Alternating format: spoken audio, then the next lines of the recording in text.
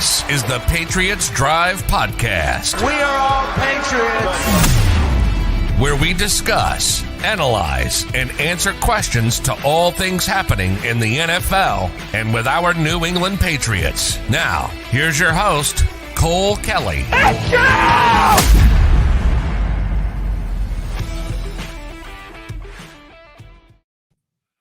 Welcome into another edition of the Patriots Drive Podcast. Patriots lose a heartbreaker to the Dallas Cowboys, 35-29, to drop their record to 2-4 on the year. 0-4 at home, not how you want to start the season. A couple tough losses. Feel like their record could be flipped pretty easily. A couple plays go a different way, but that's kind of something we saw last year with the team and something we had to say a lot after games. The Seattle game last year with Cam fumbling, with Cam coming up 1 yard short. The Bills game with Cam fumbling. It's just been kind of characteristic of the past couple of years and this team. But let's hear your initial thoughts, Jace, because I got a lot to say. So, what were your initial thoughts on this game and just how it went, and then obviously the result on it? I think that something that we proved today, and I think we proved it in the Tampa Bay game, is that we can go toe-to-toe with anyone. Now, the other thing is that we're still a very young team. We have a lot of new pieces, and that's why we're not pulling out these close games. A veteran team with guys that have been in the system, guys that are, a little bit older in the league, they find ways to win these tough games. Right now, we're just not finding ways to win the tough games, but we're in them. The Miami game, the Tampa Bay game, this game, really the only, one that kind of was out of reach for most of the game was the Saints one. And still that came down to one drive for the defense, after a touchdown late, and we couldn't get off the field. So, I mean, it sucks to look at the record and see that we're 2-4 and 0-4 at home, and it leaves a bad taste in my mouth. We were 2-6 last year, on the brink of being 2-7 if we would have lost to the Jets, and we ended up going 9-7. So, we definitely have a tough stretch ahead of us. But I think that today, what I saw is that we can win these games. We're not getting blown out. Now, there's things we have to improve on if we want to win these games, and there's things that we need to improve on. But we are in these games. The guys are battling hard. They're competing. Mac Jones is doing his best. The offensive line is going to eventually come back and be at full strength. Hopefully, knock on wood, right? Like, hopefully we see that. Hopefully that is, the turning point of the season. But I thought today that it easily could have gone both ways. And it's frustrating that this is now the third game that we're saying that, because you got to win some of these if you want to be a playoff team, and we're not winning them right now. So those are my initial thoughts. We'll get more into it, but we're close. We're close. We're still a young team. We're still a team that has a bunch of free agent signings that it's not clicking yet. We're not getting those big time plays that we need to win these close games. So that's what I thought of the game. Yeah. I mean, looking at the bright side, that is one thing. Obviously we're hanging with all these teams. Cowboys are 5-1. They're a great team. They're stacked on offense. Their defense played pretty well tonight in certain situations. So, yeah, I mean, it's good to know that we can hang with any of these teams. But at the same time, if you're going to be a good football team, you can't just hang with these teams. You got to find ways to win. That's what good football teams do, and that's what teams who end up winning Super Bowls. The difference between teams that win Super Bowls and teams that are sitting on the sidelines come January is the Super Bowl teams win close games. The playoff teams, they win close games. They find ways to win. They don't shoot themselves in the foot consistently. And this team is a team that has just not consistently found ways to win football games. Yeah, you've been right there, but I mean, if we lose this game 35-0, as opposed to in overtime, we just barely lose. We really could have won this football game. It counts the same on the record. We're 2-4. I agree in the sense of some moral victories, but at some point you gotta cut the crap and play football games and win. You know what I mean? It's frustrating. I know it's early, and this is a whole process with Mac and the rebuild and all that stuff and all these pieces that we added. It's a long-term plan. It's not a short-term plan. But on the short term, you'd like to see signs of this being a good football team, because all that money Bill invested, all that money we spent on all these different guys, they should be showing up, and about half of them are, half of them aren't. So different guys got to step up. I think the coaching staff has to step up. Bill, obviously, if we didn't have Bill, we wouldn't have been in this game. You had a great game plan. The defense played really, really well for a lot of this game. I mean, holding Dallas to 20 points with all the time of possession that they had and all the plays they ran and all that stuff was pretty good. Yes, overall they let up a lot of yards, but I'd say the amount of yards that the defense let up was more on our offense than our defense because we just couldn't hang on to the ball. I mean, early on, we scored a couple quick touchdowns and we looked really solid, and we should have had a third quick touchdown there. But after that, I mean, I don't know what happened. It seemed like after the first quarter, Josh McDaniels said, "Okay, that's one quarter good play calling. Let's throw that playbook away and let's go back to our stuff that has not worked at all the past. I mean, the entire season so far, and going back to last year as well. And I don't know. It's just I'm starting to get frustrated with not only Josh McDaniels but Bill Belichick in general with the conservative play calling. I mean, Dallas went for it multiple times on fourth down. Did it work for them? No, but I think we had multiple chances in this football game where if Bill makes a different decision, we could win that. We could have won that football game. The early one where Jacoby Myers, I mean, even if you don't go for it on fourth, if you challenge that, Jacoby was ahead of the sticks early on in that game. Instead, nope, he punts, it gets blocked. Defense saves our butts. But I mean, you can't have, I think we had a 4th and 4, a 4th and 3, 2 4th and 2s, and a 4th and 1. We didn't go for it on any of them.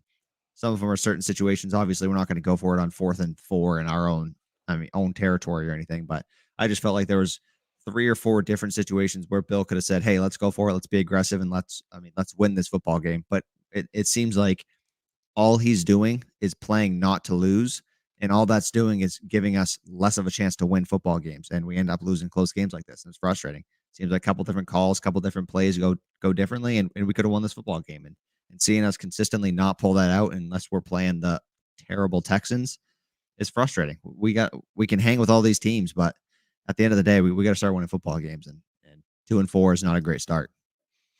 Yeah, I wasn't as gruntled by the play calling today. There are things where we need to get better, and you still see some of those tendencies. I thought it was great that we get in the red zone and we throw it to Hunter Henry, and what do you see? You see a touchdown, right? Like, we wouldn't have seen that a couple weeks ago. So we're seeing it. The blocked punt situation, that comes back to, and I mentioned it against New Orleans, that doesn't happen against New England. We're the ones blocking punts usually. We're the ones that are out special teamings or outplaying teams on special teams most of the time. And that's 2 instances in 6 games this year where we've been out special teamed. I don't know if that's, kind of a culture thing with all the new guys that they're not taking it as seriously, or if something is getting figured out, but that just does not happen in New England. And so, yeah, I get it. I would have liked to have seen them go for it on 4th and 1 too, but if they don't get it, they're on their own 35. Dallas has to go 35 yards, and with the way their offense was moving the ball, that's nothing. So, I mean, yeah, it sucks that the block punt, hindsight's 2020. I would like to see him go for it a little bit more, especially if they're closer to midfield. But yeah, I don't know. It's frustrating. We keep seeing these, same things pop up, and we keep saying we hope that they get fixed, and they seem like they do for a little bit, and then they keep coming back. It's just continued tendencies that keep coming back that we need to get out of. But there's good things to take away from this game too, right? They almost outgained us by 250 yards, and we're right in this game. We take it to overtime. And there's a couple plays in there. I think the Nelson Aguilar drops a big one. I kind of thought that was going to be Tim Tebow to Demaryius Thomas type one in the playoffs, where he might outrun the safety and turn up the field with his speed and score. If not, at least get somewhere in field position. Exactly. Yeah, and he's fast. He has a head of steam going. Easily could have outran the DB. And I don't know. Obviously, we can't see the all 22 in the actual live game. But I mean, I agree. I think it looked like he had some space to run if he caught that football. And all we've heard early on in the year was Nelson Aguilar struggling with drops, and one of the guys who hasn't performed up to his contract so far is Aguilar, and we've cut him some slack just because he's new to the system. But that's game on the line, 4th quarter, or was that was overtime, right? That was overtime. Yeah, overtime. It was the first play. It was 1st and 10. Yeah, game on the line. That could have either won the game or been a huge. I mean, that's at least 20 yards if he catches that. I mean, he could have at least ran 5 to 10 yards after that, and 20-yard gain gets you to midfield, and then you never know what happens from there. You get some momentum. defense maybe starts getting tired, you running more plays, whatever. You never know what happens. So yeah, keep going with what you're saying. But I agree. I think he could have ran after the catch there. No, yeah, and I mean, I'm just saying, like Nelson Aguilar has that one catch early in this, or very early in the second quarter. He runs a little corner route to no one. Mac Jones hits him, and you see like glimpses of it, right? You see the offense like coming out, but then they don't go back to it, or Mac doesn't have enough time. He got killed on that fumble that he had, absolutely destroyed off a play action pass by Randy Gregory, just destroys him. It's frustrating. So you see good things, you see bad things. I mean, obviously they're 2 for 5 on scoring in the red zone. 2 for 5. One of them's a field goal, one of them's a touchdown. We had the fumble, we had the interception. Like, we stepped up defensively in the red zone. We're 2 for 2 in the red zone scoring. So there's our red zone woes right there. We kind of figured it out a little, but we still don't have enough big time plays to win the game. So there's good things to take away from it. There's bad things. You'd like to see a win like this. And you got to give credit to Dallas. I hate Dallas. I am not a Cowboys fan by any means, but good teams win games like this. Like, they had an off game, right? They outgained us 567 to 335. And you think that New England should have won this game, and they end up pulling it out. Like, that's how good teams are. And you're seeing it with Dallas. They're 5-1. They're winning the close games. And that's the difference between them and us right now. Yeah. And just real quick, I want to touch on this because this is one of the things I was talking about is, I mean, Damian Harris averaged 5.6 yards a carry. Ramondre Stevenson averaged 4.6 yards a carry. And we hand it to Brandon Bolden on 3rd and 1.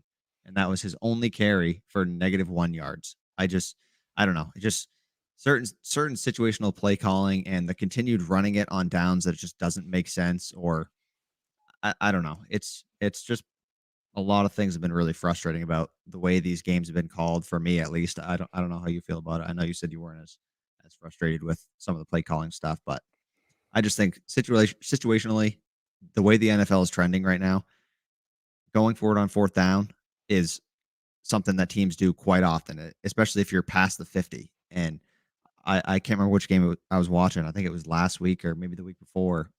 And certain team went for it like 5 or 6 times on 4th down, and they converted like 4 out of the 6 or whatever. And I mean, that really helps you in the football game. It helps you win. At some point, you got to stop being so conservative, and you got to one time try it, see what happens. Because in certain situations, if you get that 4th down, that increases your chances of winning. I mean, astronomically. So I don't know, just certain spots. I think going forward on 4th down would have made a lot of sense, and it's just tough when the play calling on offense as well is so conservative, and you're running the ball at certain times where it doesn't really make sense, and you're just not getting things going like you were first 2 drives. I mean, bunch of great play calls, different passing, different creative stuff. And I mean, we drove right down the field. I think we had 7 plays in the first quarter or whatever and 2 touchdowns off it. It was great. It was just quick down the field, passing, different running plays that were working well, but we just seemed to go away from that in the second quarter to the second and third quarter, to where our drives were just dead. They were stalled. We had no efficiency on offense. We were gaining no yards. Our defense was on the field every 5 minutes. I mean, we couldn't hold on to the ball for more than 5 minutes to give them some rest. By the end of the game, they're gassed. You see Matt Judon on the ground. I thought he was hurt. Everybody thought he was hurt. He was just dead. I mean, he's running up and down the field so often and trying to get to the passer, all that stuff, and they get no rest. So what do you expect a team? I mean, we can't expect our defense to stop the Dallas Cowboys when they had, 39 minutes time of possession. And that was not including, that was like, we had 26, they had 39. And we also held the ball a little bit towards the end of the game. That kind of evened out that time of possession a little bit. But it's just, I don't know. The offense needed to be better. The play calling, I think, and the coaching in general needed to be better this game. And I think if the coaching was better, I think we win this football game. Certain situations didn't make sense to me in this instance. Yeah, I'm going to have to go back and look at the all-22. To me, it looked like on that 3rd and 1 that Brandon Bolden ran it looked like it was going to be a pass play. I think Mac Jones checked out of a pass play because he saw something. And in that situation, that's when Josh or Bill need to go up to him and tell him, like, hey, like, we have this play call. We have our 3rd string running back in to pass pro, right? Like, to block. Don't check out of this. Trust yourself. Let him throw it. I think we all could agree we'd rather seen an incomplete pass right there.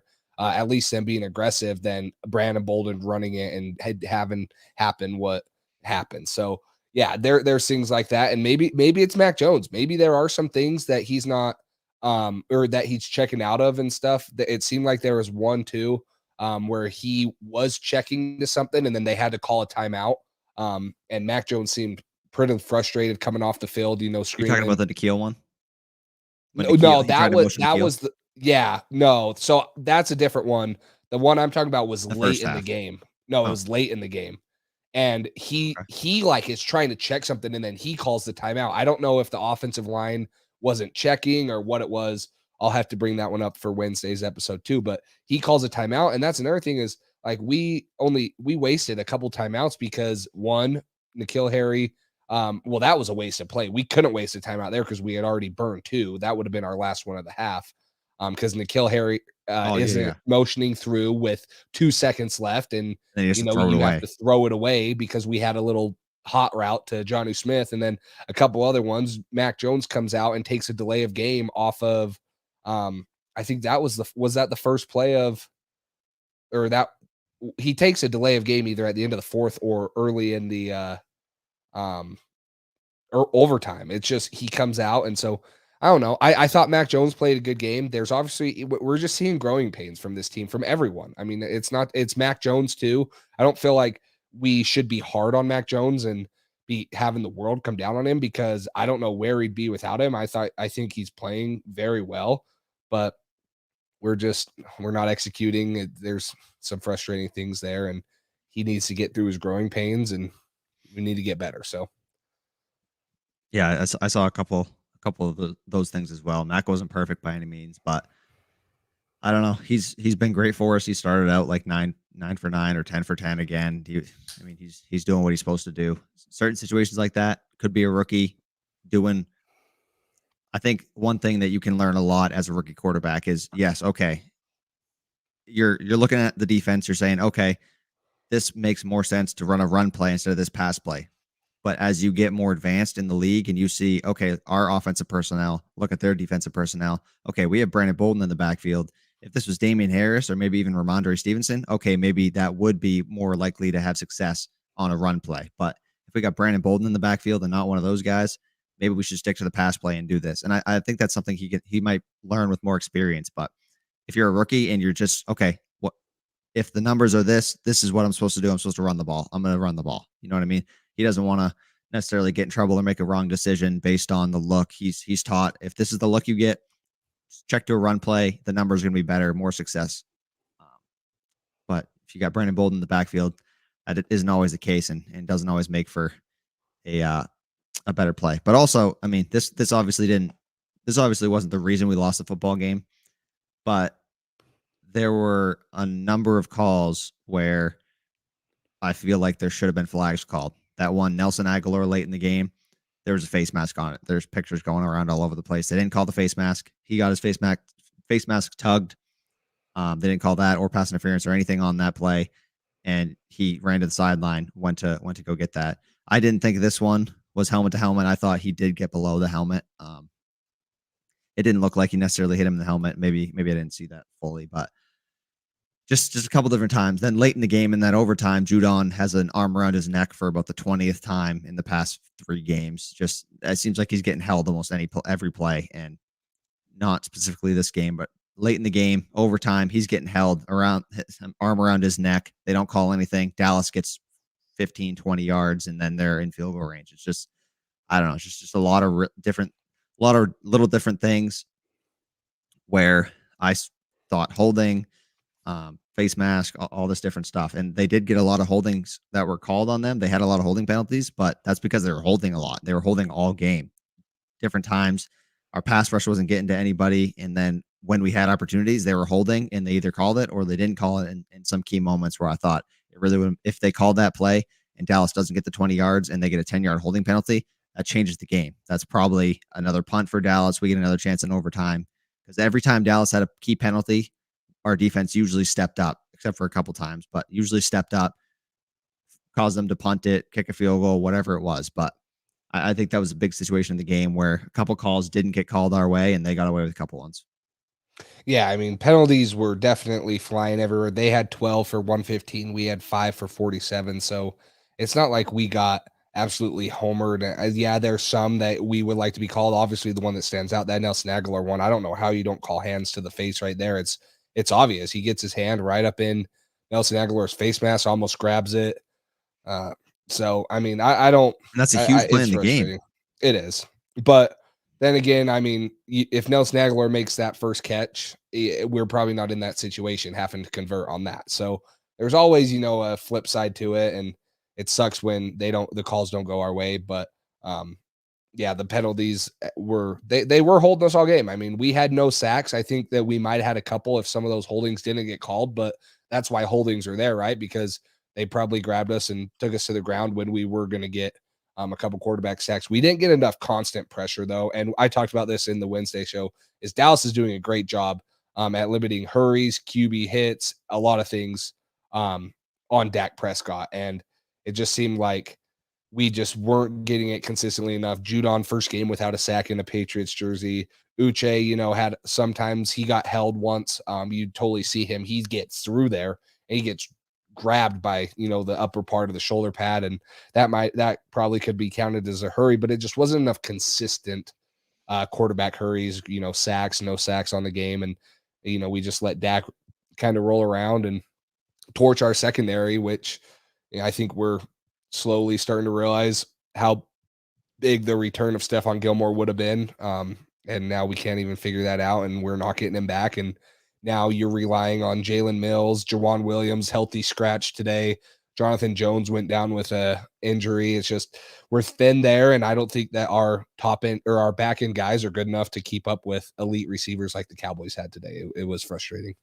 I mean, like we've talked about cornerback depth. One guy gets hurt, Justin Bethel steps on the field.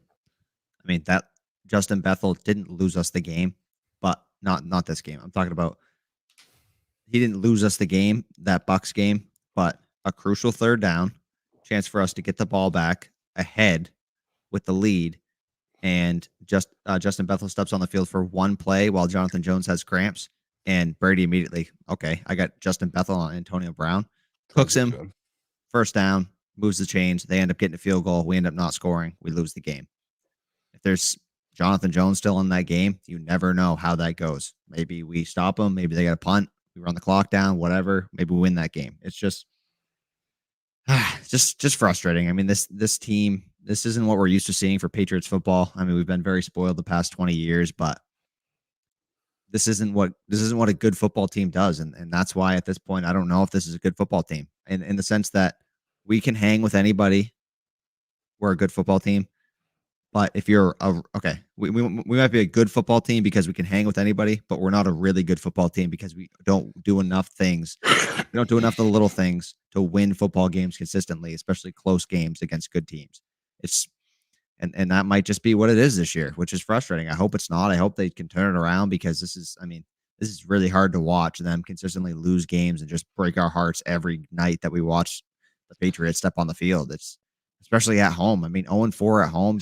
What does home field advantage matter? You're 0-4 at home. You're 2-0 on the road. You've only got your wins on the road. And granted, it was the Jets and the Texans, but I don't know. It's just frustrating. It's disappointing from a fan's aspect going to watch the Patriots play at Gillette Stadium and they lose every time. Heartbreakers when the fans are so into the game and it's one of the best home field advantages in the NFL, and we just haven't been able to pull out the close ones. We faced some really good teams, but I mean, the Dolphins loss looks worse now with what they've been doing. Obviously, they didn't have Tua for a little while, and they had some pretty decent injuries this game, but they just lost to the Jaguars. That's not pretty. So, I don't know, just a lot of things. Coaching for me is one of my biggest things that I was frustrated about today. We did better from a penalties aspect, but overall, just coaching, little things, and just losing tight football games. Couple different plays. If you are a good football team, you make those plays. We're not a really good football team right now. We're not playing like a team who deserves to make the playoffs and make a run. But if you drop this team in the playoffs late in the season, they can hang with anybody. They can. I believe this team could beat any football team that gets matched up against them right now. It's just that they late in the game They don't do enough of the things consistently throughout the game to put themselves in good situations.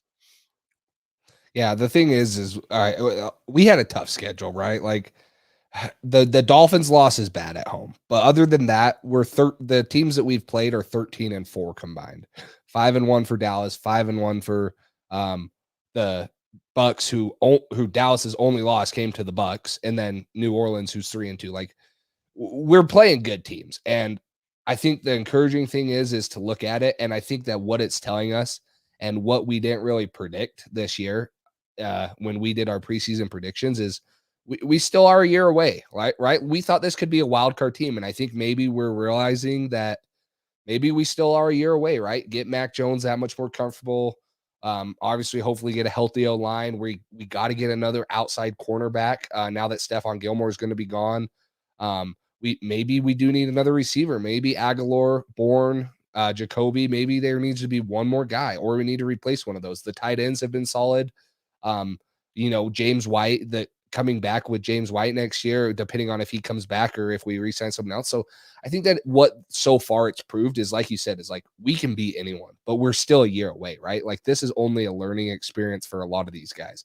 Mac Jones is only going to get better from these losses, and it sucks to see him out there losing games like this when we are in chances to win it.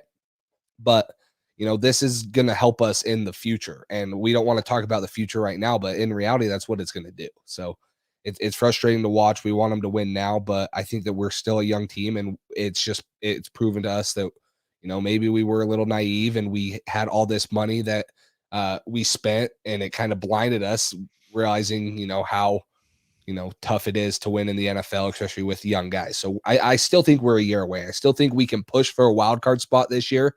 Now we'd almost have to be flawless from here on out and win a lot of games that a lot of people don't expect us to win.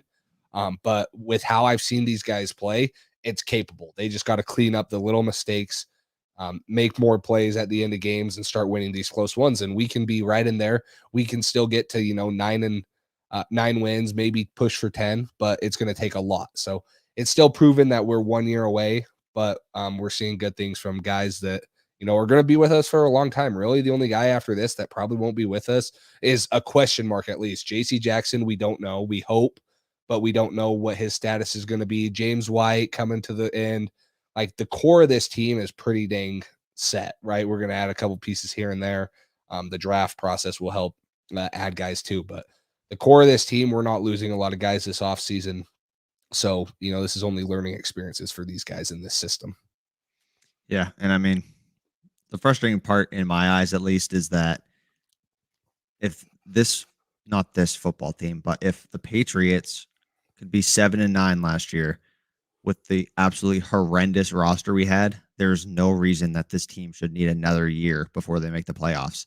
If you told me that Mac Jones is going to be playing like he's playing right now, I would have told you, oh yeah, we're definitely going to make the playoffs. With the roster we have, if you stack our roster up against the entire NFL, I don't think it's necessarily the top 5 or anything like that, because our wide receivers are not what most teams have at what the wide receiver position.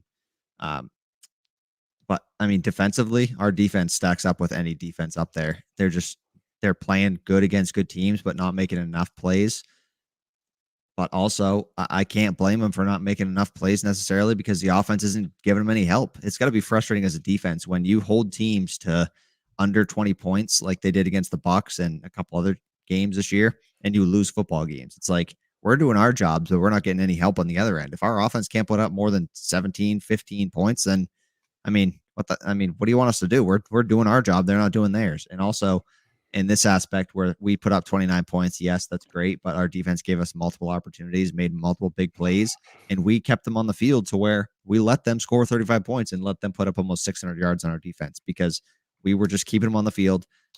Our defense is getting tired, getting worn out. We're not letting them rest, sit on the sideline. Not only that, but the injuries were stacking up the entire game, because when you're playing extremely tired and you're fighting through stuff, and we're putting our defense in a tough situation. So I don't think there's any reason why this football team shouldn't be a playoff team this year, but we're 2-4. I mean, that's the fact of it. And we might not make the playoffs. We don't know. It's obviously a lot of football left to play, but in my eyes, I don't know what reason there is, that this football team should not be in the playoffs based on the roster and how Mac Jones is performing as a rookie. There's no reason. The only reason I can think of is coaching mistakes and just lack of team chemistry yet, because it's so early with all these new guys. But I don't know. I don't really quite understand why this team is playing like they're playing and losing these close games and not making the close plays at the end. But one other thing I wanted to talk about real quick about the coaching aspect of why I was frustrated was Bill Belichick takes a timeout before the half, gets the offense the ball back, and says, okay, we're going to hand it off once and take a knee. I mean, that's another thing where we had the perfect opportunity to just try it. I mean, what are you going to lose? You got a little chunk of time on the clock. I think we had one timeout at that time. And then we didn't even try. If we get a field goal there, and then that's even more momentum going into the half, and then we get the ball at half, we could have set up the double score like this team had done so many times throughout our entire dynasty run that we had. That was one of the biggest Patriots things. Yep, we always defer, get the ball at half, and we love to set up the double score. We run the clock down, or we score quick with not a lot of time left, and then we go score out of the half, and that changes the game. Big momentum swing, all that stuff. So that's something that I think we could have set up. When you play so conservative in every aspect of the game, fourth down calls, you never go for it. Field goals, time on the clock, you don't really give your offense any opportunity. You just hand it off and say, okay, yep, that's good enough. We're done. I just think there's a lot of aspects of the game where we're playing super conservative and playing not to lose, and I don't think that's winning football. When you play not to lose, you're not going to win that many football games. If you play not to lose and you don't shoot yourself in the foot at all, no turnovers, you play perfectly and play not to lose, and the other team makes mistakes, yes, you'll win the football game. But you can't necessarily rely on great football teams to make numerous amounts of mistakes to keep you in the football game and let you win at the end of the day. That's what obviously the Patriots dynasty has been for so long, is not making mistakes and forcing the other team to make mistakes. But at this juncture, we haven't done it consistently enough to win football games. And at that point, you got to make some changes in your coaching philosophy and think about what can we do differently to end up winning 35-29 instead of losing in overtime. Yeah, the drive at halftime's tough. No timeouts, right? A minute 30. You got to drive down the field. When teams know that you can't stop the clock, like with a timeout, they're going to cover the middle. They're going to cover the sidelines so that, you can't go out of bounds and stop the clock. So it's tough to push the ball down the field at that point. Yeah, trust me, I wanted to see him go down and at least get 3 too. But the reality of it is, it would have been a lot worse if Mac Jones tries to force something, they get a pick 6 or put it in field goal range, and then now all of a sudden they flip the momentum like that. But like you talked about, it shows that there's conservativeness. I think that it shows more to the players and to the fans, like, hey, yeah, we're just content, right? We're going to go in, and that's the frustrating part for me, is that it doesn't seem like there's any urgency to get down and score. But that's my take on that. And then I was just going to say, like, looking at our schedule last year, we're sitting at 2-4 last year. And, we had lost to Denver, who we probably shouldn't have lost to last year. We get absolutely throttled by San Francisco. We can't even stop the run game. We lose the heartbreaker to Buffalo, and then we almost lose to the Jets. And at that point, we're 3-5 right there. And then after the Jets win, we win 4 out of our next 5. And then we lose 3 straight, and then we win closing out the year to win 7-9. I still think that this team is capable of that. Looking at our final schedule, I have us winning 7 more games. I have us beating the Jets.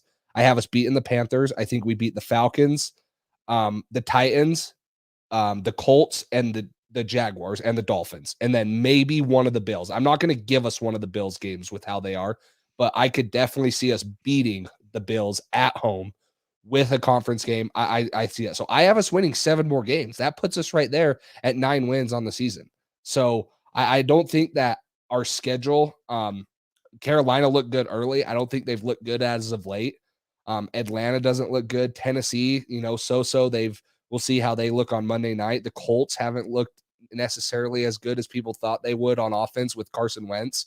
We all know the Jaguars, and then the Dolphins. Like, we got to go back and go win in Miami, get some payback for the week 1 loss. So I still have us winning 7 games to close out the year right here. I don't think that that's unrealistic to think as a Patriots fan looking at our upcoming schedule. I think that we face the tough part of our schedule pretty dang early with the Saints, the Bucks, the Cowboys. And then we're going to have another little stretch here when we go Chargers, Panthers, Browns. Like that's going to be another tough part. So we have these little mini stretches that are tough. I think we just got through one of them, but I still see us winning 9 games. I think that's very doable for this team. Mac Jones is only going to get better. The offense is only going to get better, more competent. The defense hopefully gets better. I just hope that at this point, and I don't think Bill will let them, they're not going to shut down, right? They're not just going to chalk up the season. We're not in it to tank, right? We have our quarterback. We don't care about a draft pick. We're in it to compete and win football games. We have enough veterans like Judon, Hunter Henry, guys like that want to win on this team. So they're going to be hungry. They're going to come out. I still have us winning 7 games looking at the schedule. So I'm going to touch on that real quick right after. But just to go back real quick about that point that you made about minute 30 left. I mean, that at that point, that's a lot of the time where you see teams sometimes playing soft-ish coverage because they know, hey, if they throw it in the middle of the field, they got to run up and clock it, do something like that. But that's a lot of the time. That's when you can get those chunk yards. That's when you can get a 15, 20-yard completion and go down and clock it. Okay, I get a 15-yard completion, go down and clock it, lose 15 to 20 seconds. Okay, there's a minute 10 left, and now I only need 20, 25 yards. And you never know what can happen. It's just when you give your team, when you show zero confidence in your offense and zero confidence in your team to say, hey, Mac Jones can make the correct decision, and if it's not there, throw it away. We'll go into the half, but at least try, see what happens, give your team a shot and trust your defense enough to, hey, okay, if we do try a few times and we give the ball back to Dallas with 30 seconds, 25 seconds left, and we punt it and it's inside their 20, okay, I guarantee you Dallas would have tried to go score that touchdown there. I guarantee you they would have tried to get it in field goal range. They would have tried to do something because they have confidence in their team and confidence in their offense, and they're not playing uber conservative where they're playing not to lose. Dallas is going out there and trying to win football games. They're going to go at you and do everything they can to get a W on the board. And I just feel like when you show a lack of confidence in your offense and in your team in general, and you say, yeah, we're not going to give our guys a shot with a minute and a half to go even get into field goal range. You only need like 30, 40 yards there. It's a decent chunk, but you get a couple plays and you're in field goal range. So when you show that lack of confidence, I think that translates mentally to the guys in general saying, okay, he doesn't trust us with a minute and a half to go get in field goal range. Okay, he doesn't really have that much confidence in us. I don't know. I think silently it might affect the guys a little bit as well if you're just constantly showing you got no faith in them, and situations like that where, yeah, there was 30 seconds to end the game. They kneeled it. They didn't try anything. They handed it off and then kneeled it or whatever. That is what it is. But when you got a minute and a half, I'd like to see us one of those 2 times try to get in field goal range and see what happens. I really think with a minute and a half left, I think we could have gotten field goal range, and that changes a lot of things. And one more thing before the schedule was holding call. Jacob Myers got his first touchdown, called back by a holding call. Just mistakes like that. You can't win football games when you're struggling to score touchdowns the way this offense kind of has been for the most part, and you get a big one like that to Jacoby. He was all excited, all hyped. He was freaking out, and then holding, getting called back. And then right after that, it should have been 21-7. Right after that, you just don't block the guy and let Mac get absolutely destroyed. Your quarterback gets, demolished. I haven't seen somebody get hit like that hard, that clean in a little while. And fumbles, Dallas ball, they go down, and I can't remember what their result was on that, but it's just opportunities to change the game. Could have been 21-7. Instead, it ends up being like 14-10, I think it was. That's a big difference. It's just a big difference. Momentum's a big thing in sports, in football. And that was unfortunate to see. But schedule-wise, if I believe that episode that we did predictions, we were feeling pretty confident about the first stretch. And I think it was kind of, okay, then mid towards the end of the year is when it's going to be kind of a tough stretch, especially, our bye week's week 14. We're not, we got 8 more games to play. Or, wait, what are we right now? Yeah. We got like 8 more games to play before our bye week. And we got a lot of tough teams to face. Yes, Carolina's struggling. But Christian McCaffrey is supposed to be off IR. He'll be eligible to come off IR and play against us for November 7th, that game in Carolina. Gilmore will be eligible to be returning. So they'll have McCaffrey back, Gilmore back, and there's no reason that they can't be playing as well or better than they were early in the year. So I don't think I'm not saying that's a loss, especially with Sam Darnold, his struggles that he's had, obviously facing the Patriots. But I don't think, besides the Jets and the Jaguars and maybe the Falcons, I don't think there's any guaranteed wins on the schedule the rest of the year if this team keeps playing like they're playing. Chargers are playing great. They struggled today, obviously. Panthers are getting some guys back. They've been not as great, but Browns, they're a good football team. Titans, they're a great football team. They haven't been playing that great right now, but they have Derrick Henry, a guy who can run the ball extremely well. They got Julio Jones and AJ Brown. Their defense isn't great, but that's not a guaranteed win. If they run the ball down our throats the entire game and our defense gets worn out, that's what Derrick Henry does, especially late in the year. So that's not a guaranteed win. 2 at Buffalo, 1 at Indianapolis, and then Miami. There's a lot of tough games on the schedule, and if this football team starts playing winning football, I think we could win 7 of those. But if this team's playing like they're playing right now and just not winning football games when they should, I could see us winning 4. Yeah, we're in for, a tough back half. I don't think that anything's out of the realm of possibilities, right? Like, we could win 7, we could win 4. The team's got to step up. I don't agree with this comment right here. Stop it, dude. We are not good at all. We are finished. Like, I get it. Our day, the good days are behind us. No shit. No freaking other organization is going to win 6 titles in 20 years. Like, pull your head out of your ass and tell me the last time you've seen that in any professional sport. Okay. Right. That doesn't happen. Okay. We're living in a fantasy land, right? I get so pissed at this. Like, dude, there are some teams that have been dying to get 1 Super Bowl. We had 6. We had 6 freaking Super Bowls. It's a fantasy to think that we're ever going to get back to that point. And no one even thought that we'd get to that point in the first place with the 6th-round quarterback. So it takes time to win in this league. Josh Allen sucked his first year. Peyton Manning led the league in interception. He sets the record for all-time most interceptions a rookie season with 28. Did Peyton Manning suck for his career? I don't think so. I thought he was pretty good, right? I mean, he turned out pretty good. So I don't agree with this narrative that we suck. Yeah, we're disappointing as heck. I agree. I'm disappointed as a Patriots fan right now because we should be better than this, but we don't suck. Tell me another coach in the NFL that you'd rather have coaching us than Bill Belichick, and tell me another rookie quarterback you'd rather have on our team than Mac Jones. Do you want Zach Wilson? I don't. Do you want Trevor Lawrence? I don't.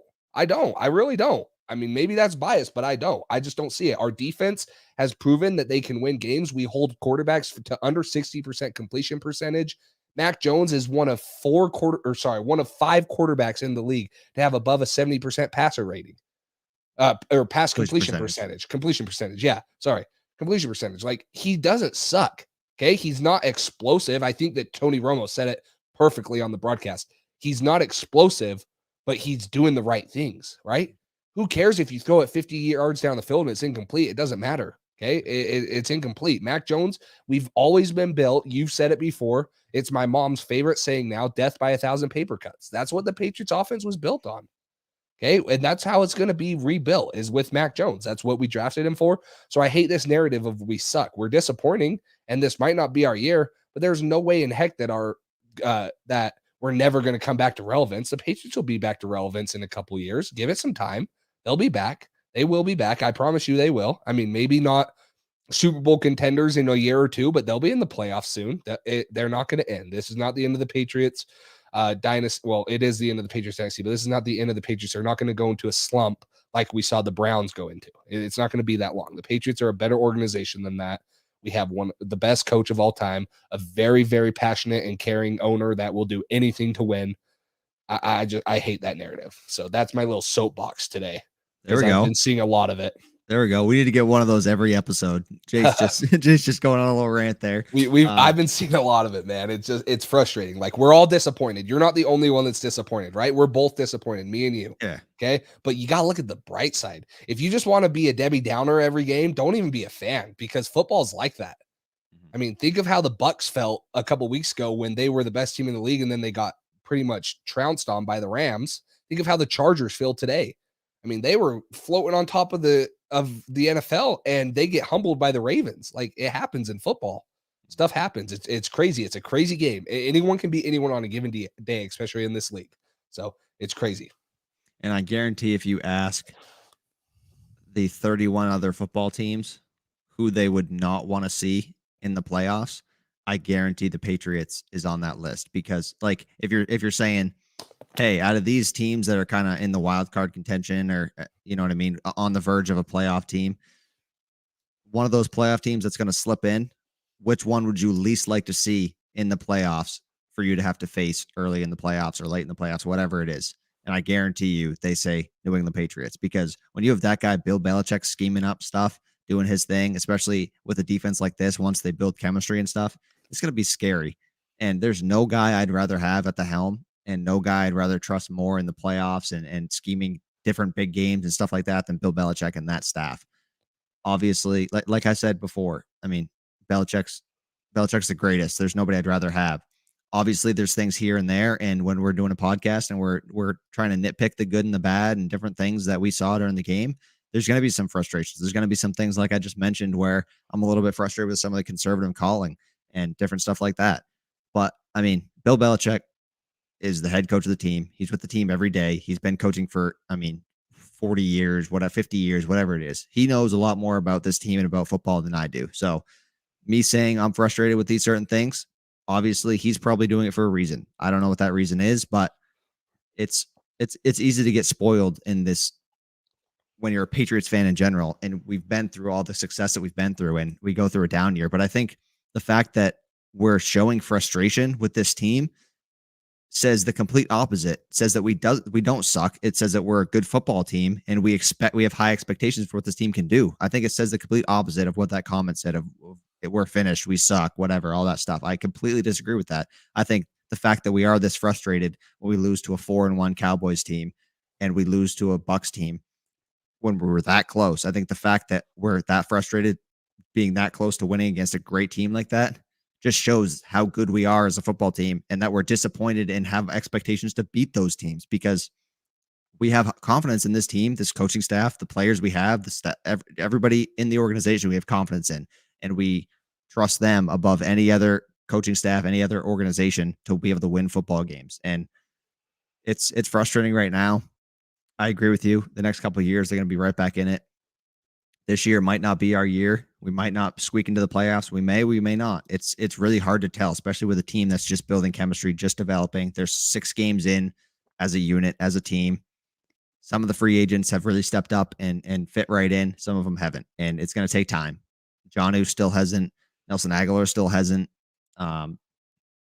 It's going to take time, and we got to try to be patient. It's frustrating losing these games, and especially when we have such a high standard in New England, and we want them to be in the playoffs. We want them to be winning 11 to 13 games a year every year, but it's not realistic. It's a rookie quarterback. We spent a lot of money. We were a terrible roster, terrible team last year, and squeaked out 7 wins. I think that was a miracle, and I think that just shows how good this coaching staff and organization is. But we don't suck. We're not finished. It's not over. There's hope, and if anything, I feel 300 times better this year than I did last year, because we have a plan.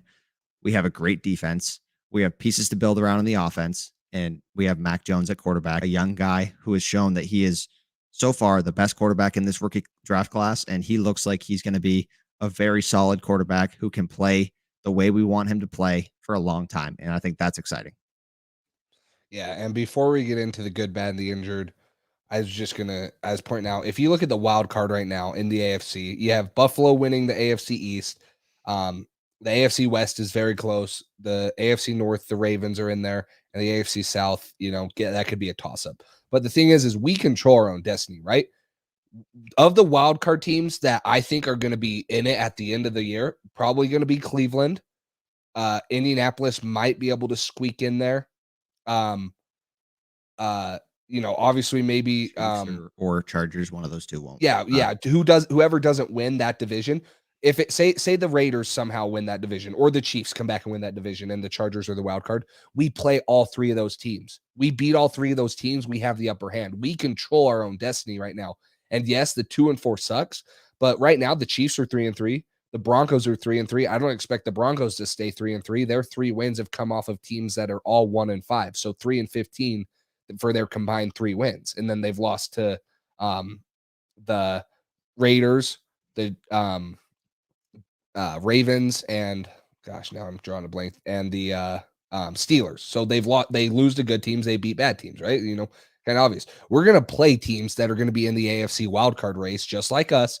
And if we beat them, we control our own destiny. We're gonna play the Browns, we're gonna play the Chargers, we're gonna play the Colts, we're gonna play the Titans, right? Those are 4 teams right there that I think are gonna be dang near close to, if not one of the wildcard teams, and we can control our own destiny by beating them. So we have a schedule coming up where we can control what we do and hopefully, win some of those games and get right back in this wild card chase. So, and we play half of those at home. We play the Browns and Tennessee at home.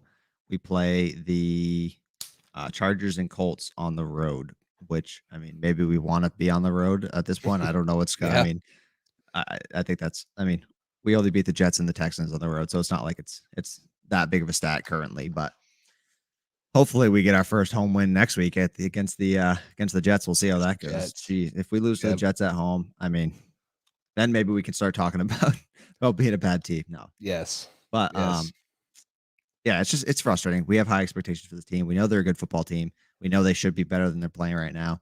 They should be squeaking out these wins, and they're not. And that's what's frustrating, because it seems like there's been kind of a constant narrative that's starting to be written from last year to this year of, yep, this team hangs with good teams, but right at the end, they don't do enough to win. And that's frustrating. That's the complete opposite of what we've seen Patriots football be for the last 20 years. And it's a different era. It's a new regime, all this different stuff, but we still got the same guy at the helm, Bill Belichick, Robert Kraft. They have a high level of excellence that they expect daily from everybody, high level effort, perfection, all that stuff. That's what the Patriot way is. And they got to start getting back to that and figuring out how to win these tight games, because otherwise it's going to be a lot of 500 records. But I have faith in them that maybe this year it'll be a 500 record, maybe a little above it. Maybe we squeak into the playoffs, maybe we don't. But I have all the confidence in the world that year 2, year 3 of Mac Jones, this team's going to be right in it with the best of them. Because I honestly, head to head, there's only a couple teams that I don't think we could realistically beat right now. And maybe the Bills are one of those that we can't beat right this second. But, I mean, we're right there with damn near everybody in the NFL. Agreed. Well, let's get into our good, bad, and the injured right here that we do every week. Let's start off with our good. Cole, I'll let you go ahead. Who's someone or something you had on your good list? I had Damian Harris. I think just not only he had 18 carries, 101 yards, and a touchdown, averaged 5.6 a carry. That's really solid, especially with this offensive line that was kind of makeshift again this week and wasn't the best. They had their struggles in the run game. They were pretty decent. But I think just Damien Harris in general, I don't think we've said enough how much we should appreciate what he does for this football team and what he fights through. This guy's clearly battling through that rib injury, through knee, ankle, whatever it is. This guy is, I mean, he's hobbling off the field late in the game and coming back on that late in the fourth quarter and in overtime to try to help this team win football games. And he's doing everything he can, and he's getting beat up, playing bully ball. I mean, this guy never gives up on a run. Just seeing late in the game that run that he had where Trayvon Diggs was trying to tackle him and he runs into a pile of people, still bounces off, is still dragging Diggs with him to the side. And it's just, this guy never quits. He's always fighting for the extra yard. And I mean, we're lucky to have this guy. He's a really great running back. He's had his troubles with fumbles this year. I know those have been a little bit frustrating, but the effort that this guy gives is nothing that we can question. He tries so hard. He fights through so much to help this team win games. And I don't know where we'd be without him right now, because we'd have Ramondre and Brandon Bolden and JJ Taylor, and that's kind of a scary sight. So Damian Harris, I had on my good list. I thought not only his performance, but his effort in general and what he's fighting through for this team right now is big. Yeah, the way he runs in games, it just he wants to be out there. He cares. He runs hard. He runs through guys, and those are the type of guys that your offensive line wants to block for. So I think he's slowly gaining, back the trust of the guys in the locker room if he did lose it with those fumbles, but he runs hard. I have his counterpart on here. I had Damien Harris too. I think Ramondre Stevenson showed flashes, 8 total touches, 62 yards. What really impressed me is his pass catching ability. 3 catches, 39 yards, 13 average. He made a couple moves after he got the ball on his first catch, got down the field for that 22-yard gain. I really liked what I saw from Ramondre Stevenson, and then we bring him in on the goal line.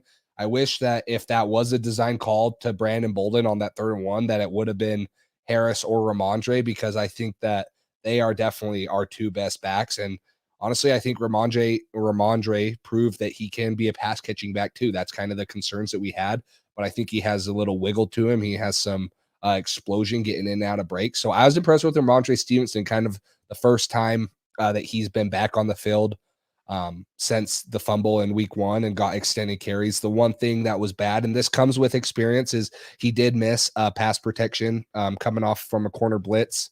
It was 27 curse. Maybe I'm thinking wrong, but yeah, I think he recognized it, but he slipped, and he probably wouldn't have gotten there. He was like a little crawling late to try to get the block. It was like, bad, right? Doing? It was bad, but that will come, and it help. That's a thing that he needs to improve on if he wants to be a true 3-down back one day in the league. But I think right now he's going to be good, and he can spell Damian Harris a little bit more. I think he gained my trust today. Yeah, I had him on my good list as well. I think what we've seen from him so far, really just this game, but we saw flashes in the preseason. But what I saw this game from him as a pass catcher, he's a lot more elusive in the open field than I thought he was, and I think that's impressive. I think that's a good sign. He made a couple catches that looked like, oh, maybe this is going to be a gain of no yards on this little swing pass to him, and he made a couple guys miss and went for 13 yards. So he had a couple plays like that where I was impressed with his elusiveness in the passing game and what he could do. In the running game, he was solid too. He had a couple runs that kind of went nowhere, but he also had a couple runs where he fought through and gained some solid yards. So I thought overall he was good. That one was kind of big where he missed that pass block. He did slip. He tried to crawl towards the guy and get that block. But another guy I had was Juwan Bentley. We've talked about him. He's continued to impress. 12 tackles, 1 assisted. And he also had that gigantic play to make Dak Prescott fumble at the goal line. That stand in general from the defense. 1st and goal at the 1-yard line with Zeke in that offensive line and Dak Prescott and all these different guys, and you stop them and you get that fumble, hitting the ball in the air like that. I mean, he punched that with his left hand while he was in midair trying to stop the guy. It's just really impressive hand-eye coordination overall, just ability to be aware of what's going on, his awareness and hand-eye coordination, and just being able to make a play like that. That was huge. I think he's been really, really solid for us this year. And not only did he lead the team in tackles, but he also missed a decent amount of time with kind of being banged up with injuries. So I had him on as another guy on my good list, probably one of the top guys on defense that I had for performance-wise tonight. Yeah, he has just continued to amaze me. I think Juwan Bentley, they said that he had lost weight in the offseason and he was moving better. I think we're seeing that. There was one play where he was guarding Zeke and Jamie Collins was in the hole. And I don't know if he was playing like low hole help, kind of, helping with any crossers. And I don't know if that's because Jamie Collins still has a limited role or what, but I think that shows that the coaching staff has confidence to put him out in coverage. And that's kind of what he was a liability at the last couple of years. He's now shooting gaps. He's still a big physical thumping downhill linebacker. I've really been impressed with Juwan Bentley this year. Continues to make plays. Massive one today on the goal line, like you said. I'm going to go with, for the good, I'm going to go with their 3rd down efficiency. We held them to 3 for 13 on 3rd down. That's 23%. That's good, getting off the field. But and this will be my first bad, which we don't have to get into it, but there were too many times where it was 1st and long or 2nd and long or the 3rd and 25 for them to get the field goal to tie the game, where we give them easy passes right at the sticks or a little short, and we couldn't. We got them in very, very, very favorable 3rd and long, 2nd and longs, and we couldn't get out of drives. Yeah. But I thought that the 3rd down efficiency for us was, decent other than that. And that's, obviously a big part in the game. We couldn't get off the field in some of those big drives, but looking at the numbers, 3 for 13 on 3rd down, that's a dang good stat. 23%, like that's leading the league probably in any game. That's very good. Yeah, I agree, especially against this offense. this offense is, I mean, ridiculous that the Cowboys have. Probably the best in the NFL, maybe besides the Bills right now. It's definitely up there, top 3. No, I don't think anybody could argue that this offense is a top 3 in the league right now, at least. But yeah, going back to that Bentley point, just real quick, that was the only knock I had on him this game. Was a couple pass coverages that he had against the running back, and that's a situation where I was like, all right. I mean, Bentley's been great against the run and doing different stuff, shooting the gap, all that stuff. But why don't you put a guy whose athleticism is ridiculous in Jamie Collins and put him on the running back instead? That was the only thing that I was kind of just questioning what that matchup was. And I think it's great that it shows confidence they have in Bentley, but also, I don't know. I felt like the pieces were a little mismatched there, where if I feel a lot more confident about Jamie Collins being on Zeke there and covering him, because I don't think that Zeke gets any separation on Jamie Collins on that crosser like he did on Juwan Bentley. But yeah, third down efficiency was good. I agree with what you just said there about the whole getting in great situations. They were knocked back by penalties, all this stuff, and then we stop them half a yard short of the chains. And it's like, I mean, now you're giving them a chance to go for it on fourth down, or just letting up a ton of yards, and it's just chunk plays like that. It's just not something you want. If we could have stopped them and held them to those different long range stuff. That's either they don't get a field goal, it's a longer field goal, or a longer punt. Just field position's better for us in general. It's just big stuff like that. So that was one thing I thought was bad. The last guy I had on my good list was Jacoby Myers. I thought he missed a couple blocks in the run game. There was one big play where he missed a block and they got kind of stuck behind the line of scrimmage. That Brandon Bolden one, actually. I think it was that Brandon Bolden one. Yeah. Where he got hit behind the line. Jacoby Myers kind of got pushed around on his block. Didn't really make a great play there. That was not good. But just the ability to make so many catches. And I mean, he got cracked over the middle late in the game.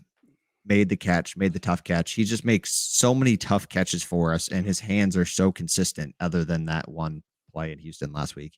He's Mr. Consistent for us and Mr. Reliable. I don't think there's anybody on this team I trust more right now to throw the football to than Jacoby Myers. He's been really, really good.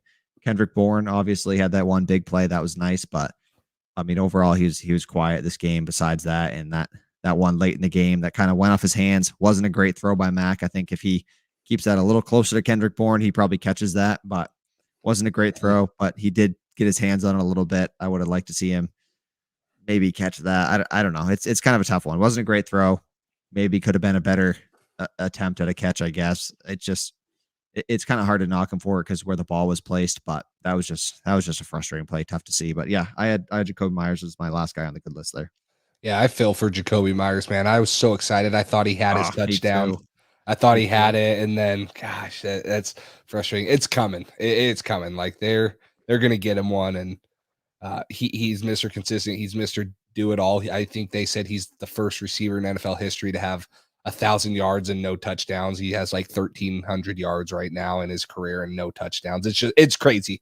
I don't know if we'll ever see it again, but he does it all. You have that drop by Nelson Aguilar, first play of overtime, and then Mac is getting hurried the next play, and he throws it, and somehow, some way, Jacoby Myers just himself makes that crazy catch. That gives us a first down, and then it's stalled after that. But yeah, he makes those contested catches. He makes the easy ones, except for the one in Houston, and he's going to get his touchdown. The last guy for me, and not really volume-wise, but 3 touchdowns in a row, Hunter Henry, right? We're finally utilizing him. It's good to see that. Jonnu Smith still, I mean, other than that one pass that he had, the little 9-yard completion on the first drive. First drive of the game. It's and one play. And I like to see it, right? He has a cornerback on him, Jonnu Smith, bigger, physical. He makes him miss, gets down to like the 1 or the 2, and then we run it in with Damien Harris. So I like that, but just consistently enough, we're just not using him. And we're using Hunter Henry in the red zone. We're not using Jonnu Smith. So like to see that a little bit more with Jonnu Smith. But Hunter Henry's been great these last 3 games. It's really helping out our red zone offense. You saw the confidence they had. Play action pass on 1st and 10 at the 20, and Hunter Henry gets his 3rd touchdown. So I'm excited about that. It's good to see Hunter Henry doing that. And I think there was a stat last week that I saw. Jonnu Smith went out on 6 routes passing last week. He had 6 routes in the passing game all last week against Houston. I don't know what's going on. I don't know if they don't trust him. I don't know if he's not running good routes, if he's just playing poorly and they don't want him to be out there. I don't know what the deal is, but Hunter Henry's been great the past 3 weeks. He's showing up where he needs to in the red zone, and he's been making plays this week. This week, not as much. I don't think he really made any. He wasn't as much of a safety valve for Mac this week as he's been the past couple weeks. I think they're probably trying to put a little more attention on him now that he's kind of being the go-to guy a little bit, him and Jacoby. But yeah, I don't know what's going on with Jonnu.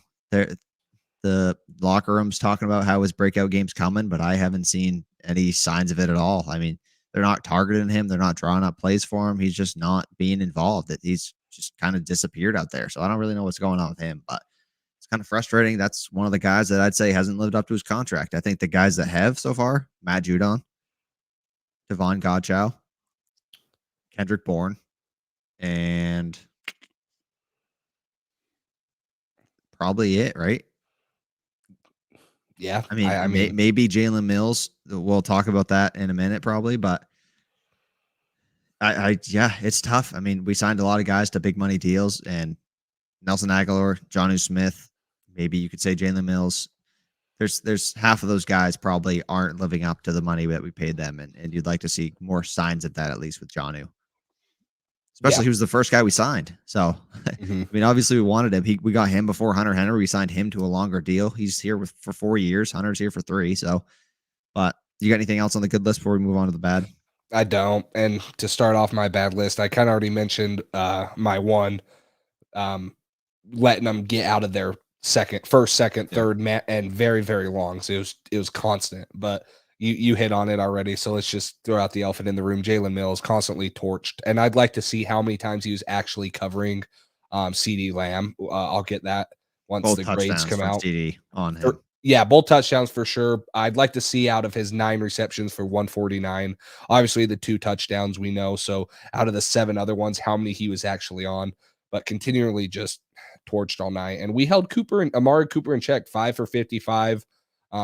That's a quiet game for him. And Dalton Schultz, 5 for 79. So a little bit, louder game for him. But CeeDee Lamb he torched us, man. It was hard to see. And Dak Prescott throws for 445 yards on us. And it was, he was constantly beating whoever was guarding him. And he beat JC Jackson a couple times. I did see him beat JC Jackson. JC Jackson did have a good play on him on a 3rd down where he came over the back on a little bang route, a little in and knocked it out. And so we had some success against him, but most of the time it was not success. Yeah, and I'd like to see the coverage stats. I think we'll probably talk about that in Wednesday's episode just because it was kind of a big part of this game. So I'm curious to see how guys did. I didn't think JC played that well. I mean, I don't know what's going on. Just past couple weeks, he hasn't shown to be a true lockdown corner, number 1 corner. And I feel like my kind of concern at this point is that he's going to play like this kind of throughout the year, make a couple plays, make a couple bad plays, and he's going to show flashes of being a number 1 corner. And I feel like a team's going to overpay him to go sign with them. And then we're not going to get him back here, and we're going to have to go find somebody else. So that's kind of how I feel, but just my gut feeling. I don't know anything about how the team feels or how anybody feels, but he just, so far, he's had his flashes of being a number 1 corner, and he's had his flashes of being a solid number 2 and a guy that shouldn't be on number 1 receivers. So it's tough. They had so many weapons. The Cowboys have so many weapons, and they had Amari and CeeDee Lamb. So trying to find a guy to cover those guys is tough. Jalen Mills, obviously, he was the first person on my bad list. Just struggled tonight. All the big plays were on him. I don't know. I didn't love how CeeDee Lamb either at the end of that game. Jogs it in slowly and kind of like looks back at Mills, and then Mills pushes him out of bounds or whatever. And then CeeDee gets up and he's just like waving in his face. And I don't know. I didn't really love that, but that could just be me being salty because we lost. So I don't know about that one. But the second thing I had on my bad list was pass blocking. And it's tough because offensive line was kind of mixed matched and they didn't stick together the entire time. Yadni Kajust was benched after that fumble play on Mac.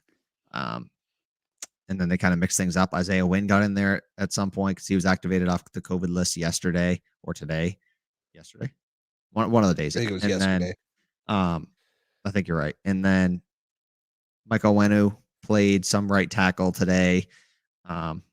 He was mixed in there as well. So I'm not sure if they just Didn't feel confident that those guys, after being back from COVID, were ready to participate in the whole game. But overall, pass blocking wasn't great. You see Dak back there with 30 seconds to throw. I was talking, and I was like, Dak could be back there chopping up, prepping a whole steak, cooking it, eating it, doing the dishes, all that stuff before we get to the quarterback, and he's just back there sitting, just waiting for routes to develop. And when you got two talented receivers and a good tight end and all these different guys that can make plays, you can't give Dak 40 seconds to sit back there in the pocket. And it's just frustrating. I was like, if Mac Jones could get half the amount of time Dak gets, we would be cruising down the field. But Mac Jones takes a step back from under center. He takes a snap from under center, and as soon as he stands upright, it's like boom, he's getting hit. Boom, he's getting pressured. Guys coming from the sides of him everywhere, and it's just frustrating. The pass blocking was pretty bad for most of the game. I felt like they did their job in certain instances, and they did better towards the end of the game. And I think that's why the offense picked up a little more, was because the offensive line was doing better. But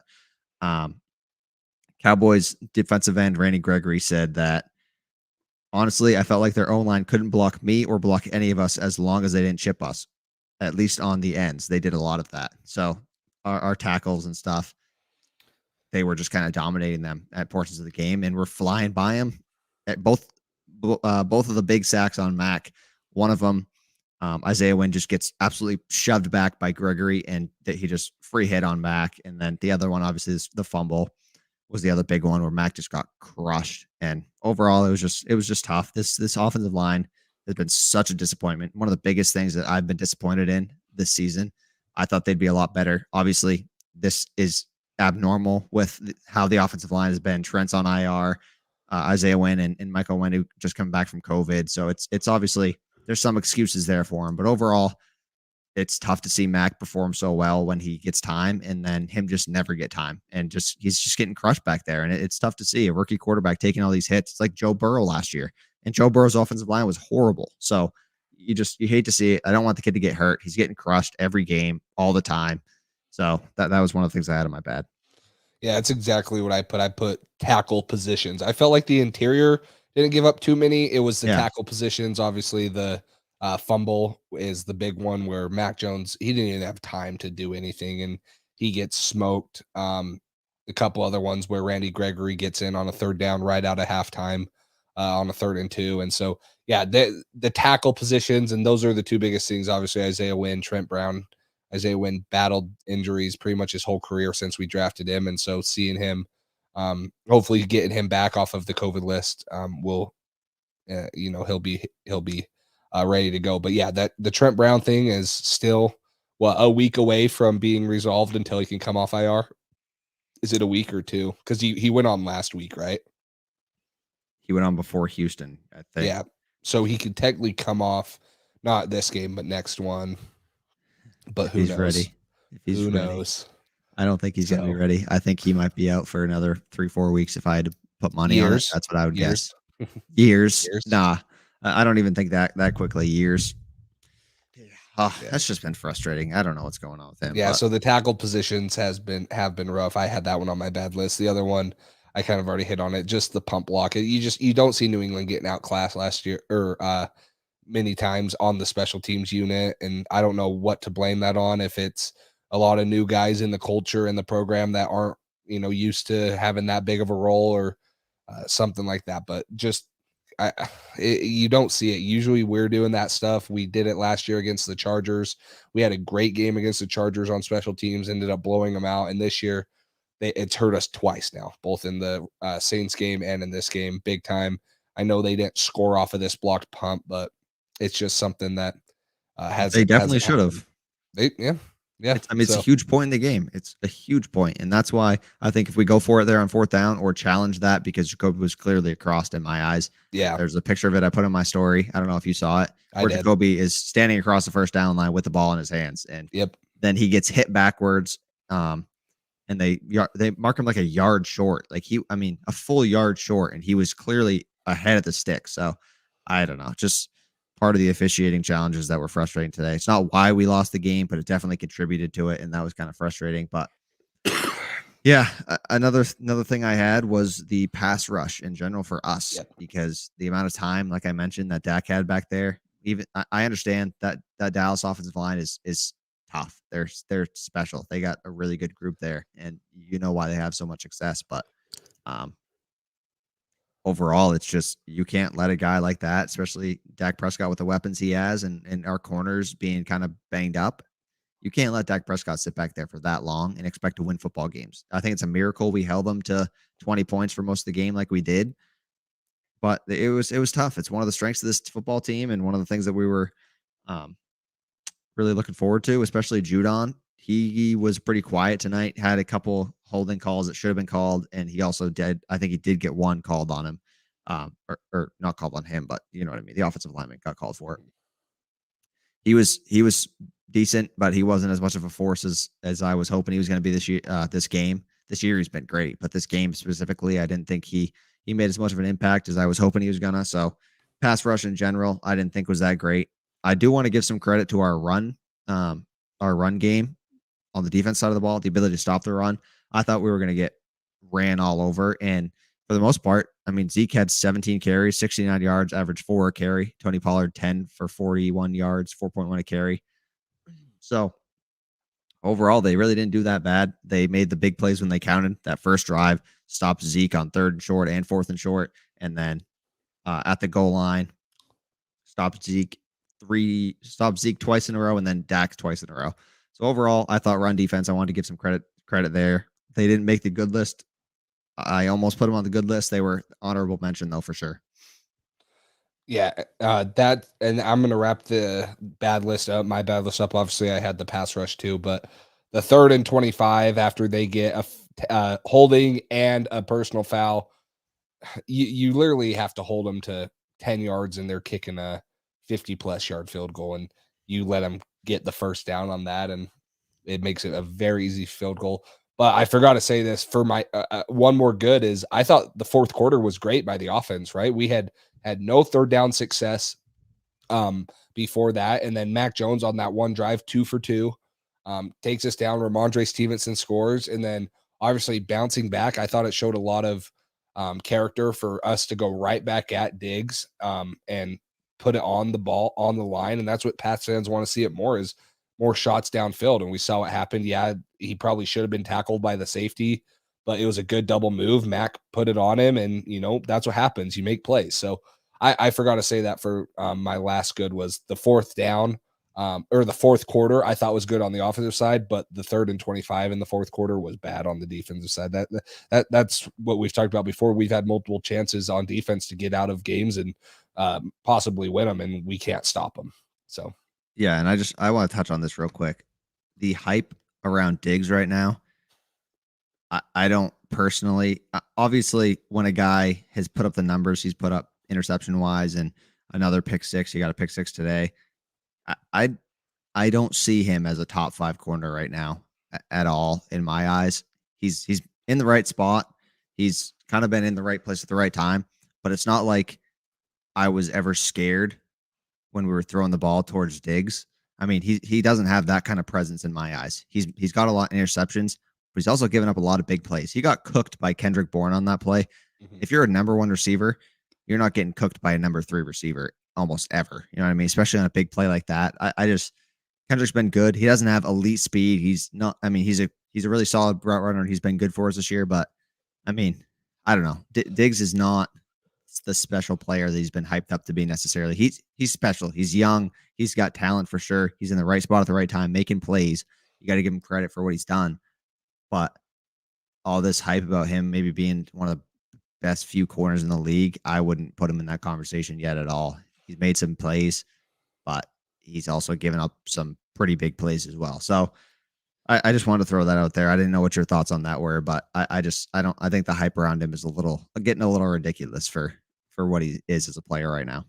Yeah, I kind of mentioned it in the pregame show that I thought that he was susceptible to big plays, right? He's aggressive, and I thought that we could take advantage of that. He's up to this point, so not counting this week, which I would think it would go up with the 75-yard touchdown reception, but he's allowed 17 and a half yards per reception, 335 yards on 19 receptions in his 5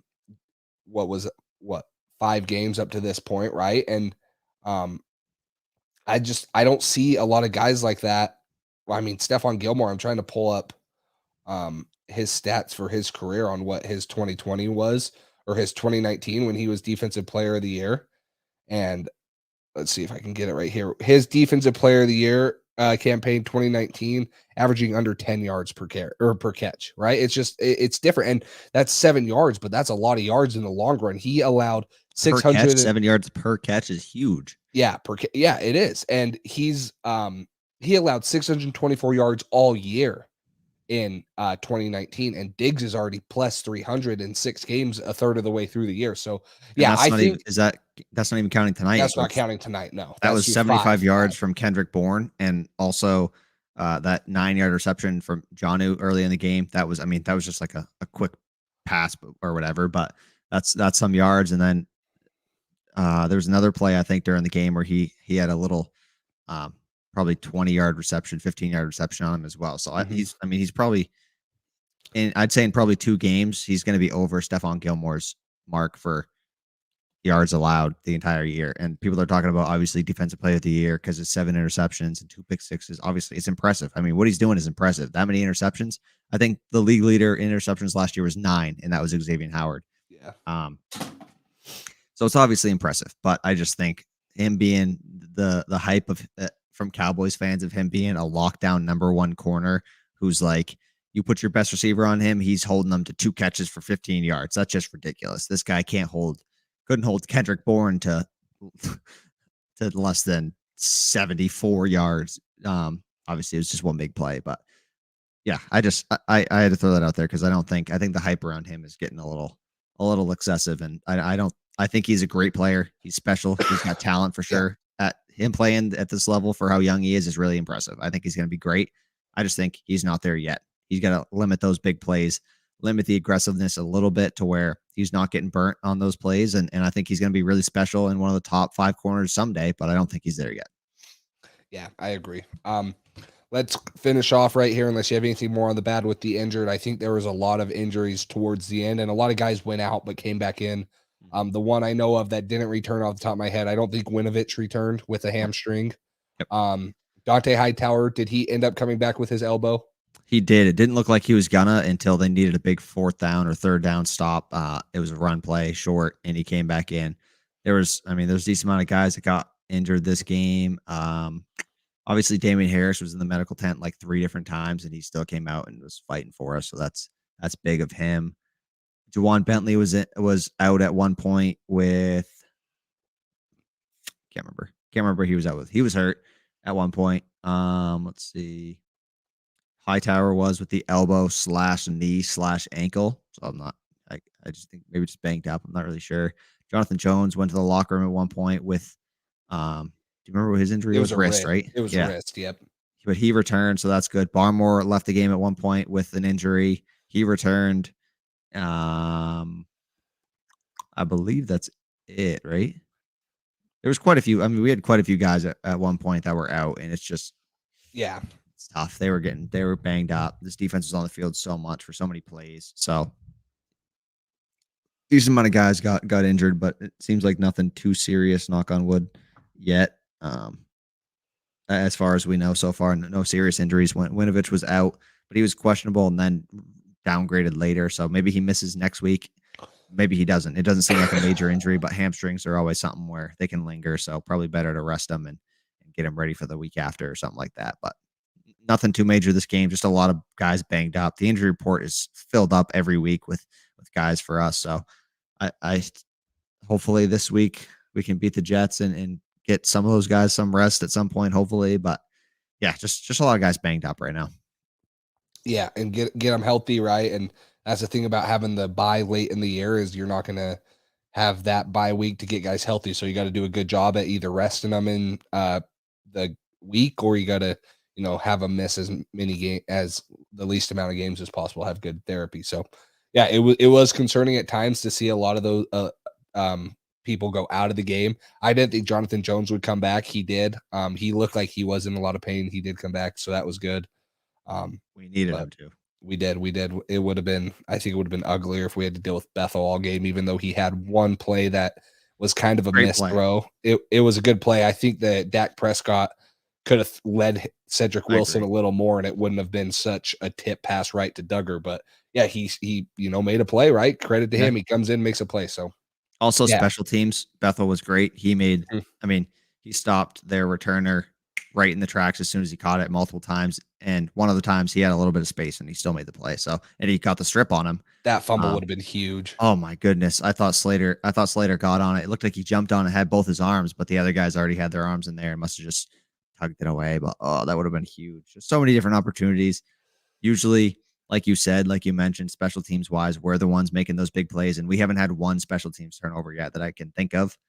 I don't know if Bethel got his finger on that missed field goal or not. I didn't see for sure if he tipped it, but that was one play that was big when Zerline missed that field goal late in the game, and I thought that was going to be it for us. If we would have got 2 first downs after that, it would have been game over. But then we threw the pick 6, and then it was just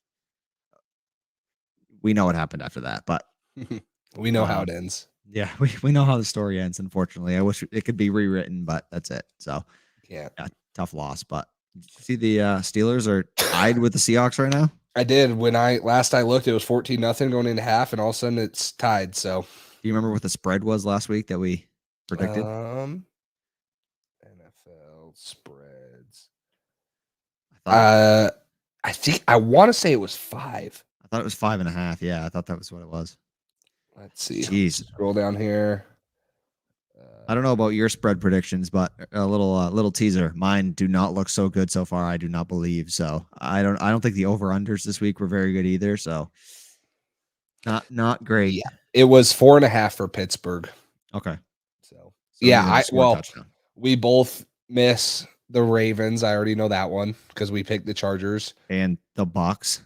the Bucks. Yeah, I missed the Browns because Chubb didn't play. Totally screwed me on my stat that I shared. We didn't have our head coach. The Cardinals did not have the head coach, and we Cliff Kingsbury. yeah.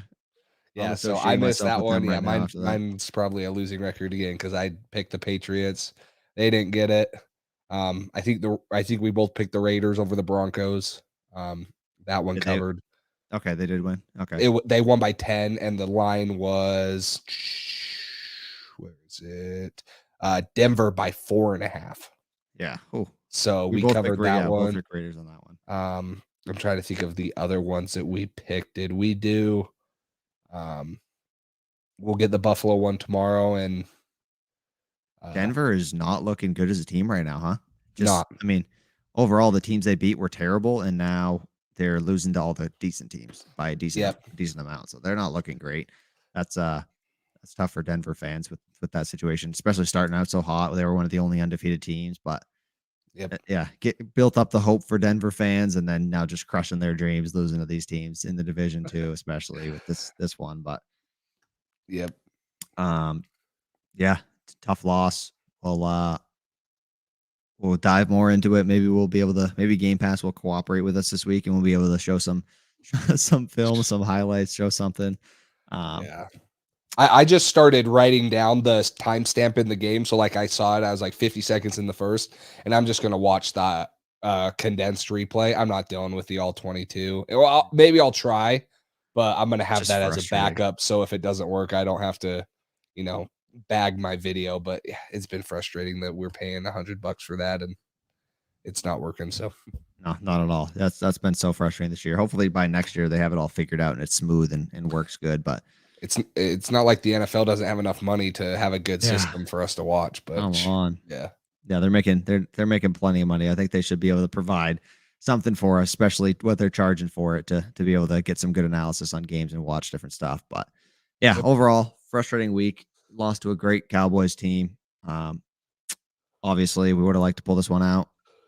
Tough to lose again in a fashion where we thought we really should have won. A couple different calls, a couple different things go differently, and we would have been on top of that game. And I think the feeling would have been really different going 3-3 into the Jets week at home, and then trying to ride a little momentum into some of the tough games that we got coming up that could really go either way. I think it would have been a big game for us to win, but didn't. Hopefully the team bounces back. We'll have a preview on Thursday. Have a preview on Thursday. Go over some film, some of the game picks for next week.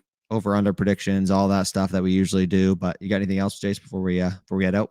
I don't. I do have one question, actually, though. I was watching Patriots Unfiltered before this, and someone in the comments asked, would we trade Mac Jones for Deshaun Watson? Would you do that? Mac Jones for Deshaun Watson. And obviously probably 2 or 3 first, but would that entice you at all? No. Yeah. No, that would not. Me either. If That's when I closed the chat right there. Not looking in here today. If you told me that he was completely innocent of all allegations and he didn't do anything, then we could start having that conversation. But no, I mean, with what he's got going on, not knowing if he did that or not, you don't want a guy with that character in your locker room if he is guilty. I don't want to call him guilty without knowing if he is or not yet. You know what I mean? But overall, he's got too much going on. I think the Dolphins might end up trading for him eventually, especially the way Tua's playing. Yeah, I mean, Tua did decent today. He made a horrible throw for an interception, but overall, just the way that Dolphins organization expects to be winning right now with the team they have and their struggles starting out 1-5. I know it's been tough. They've quarterback injured, a lot of guys injured. They were missing 2 of their best wide receivers today, and then Xavier Howard and a couple other guys on the defense, I think. So, but still, starting at 1-5. Brian Flores basically said he doesn't want Deshaun Watson because of the character issues. He wants guys with high character, which I completely understand. But it sounds like the owner has a different thing in mind and would like to have Deshaun because that would probably make their team more successful. But yeah, hopefully he doesn't go to the Dolphins. Hopefully he ends up being innocent though, because I don't want to see that any of that stuff is true and that any of those things happen, because that's horrible. You hate to see people having to go through stuff like that. But yeah, I'm happy where we are right now. I think we got good building blocks, young guy, great young core, a lot of talented people on the team. We just got to start stepping up and playing winning football and move on to the Jets. On to the Jets now at home next week. Playing the Jets. They're 1-5, right? 1-4 because they were on bye this week. Oh yeah. Oh yeah, early bye. Yeah, I forgot about that. I had like 4 starters in my fantasy league this week that were on byes. So that was a tough one. I did have CeeDee Lamb though. Unfortunately, he went off and got a couple touchdowns. That was not great. I was hoping he was going to have -4 points with 2 fumbles or something like that, but he did not, unfortunately. Yep. But yeah, that's all we got tonight. Like I said, Thursday night, I believe we'll have a pre-game show previewing the Jets, going over some film from this game, all that good stuff. But until then, we'll see you guys next time. Thanks for listening to this edition of the Patriots Drive podcast. Follow us on social media to stay up to date with all things New England Patriots. Make sure you tune in to the next episode and check out patriotsdrive.com for more great content. We're on to Cincinnati.